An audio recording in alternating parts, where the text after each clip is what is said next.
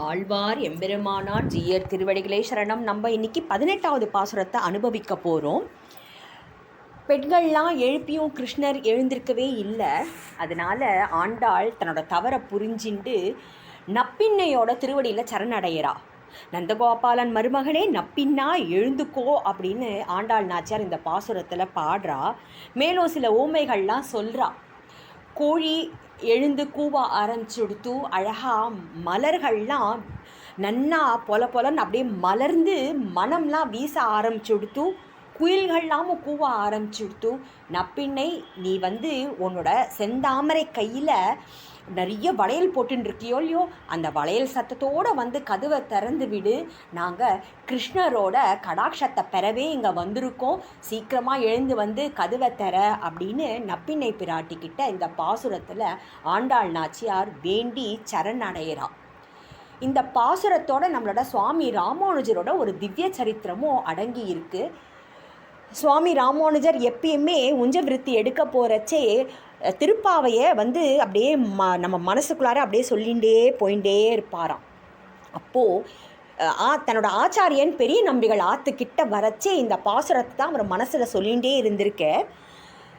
திருவாய் மகிழ்ந்தேலோ ரெம்பாவாய் அப்படின்னு அவர் சொல்லி முடிக்கிறதுக்கும் ஆச்சாரியன் பெரிய நம்பிகளோட குழந்தை அத்துழாய் கதவை திறக்கிறதுக்கும் ஒரு சேர இருந்தது. அப்போது சுவாமிக்கு தோணித்தான், நப்பின்னையே கதவை திறந்துட்டா அப்படின்னு அப்படியே அந்த க்ஷணத்தில் அப்படி நினச்சிட்டு அப்படியே கீழே மூர்ச்சியாய் விழுந்துட்டாராம். அத்துழாய் அவள் அப்பா கிட்ட போய், அப்பா அப்பா அப்பா சுவாமி ராமானுஜன் நான் கதவு திறந்த உடனே அப்படியே கீழே மயங்கி விழுந்துட்டான்னு அந்த குழந்தை ஓடி போய் பரபரன்னு சொல்லிட்டான்.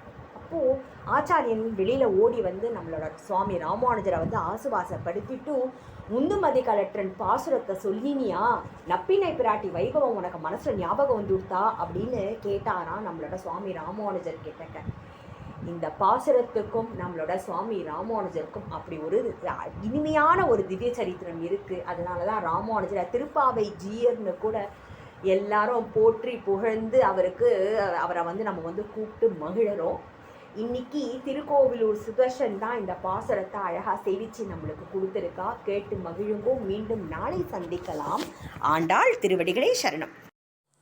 உந்து மதகளித்தன் ஓடாத தோள்வலியன் நந்தகோபாலன் மருமகளே நப்பின்னாய் கந்தங்கமழுங்குழலி கடைதிரவாய் வந்தெங்கும் கோழி அழைத்தனகான் மாதவி பந்தல் மேல் பல்கால் குயிலினங்கள் கூவினகான் பந்தார் விரலி உன் மைத்துனன் பேர்பாட செந்தாமரை கையால் சீரார் வளையொலிப்பா திரவாய் மகிழ்ந்து ஏலோரெம்பாவாய்.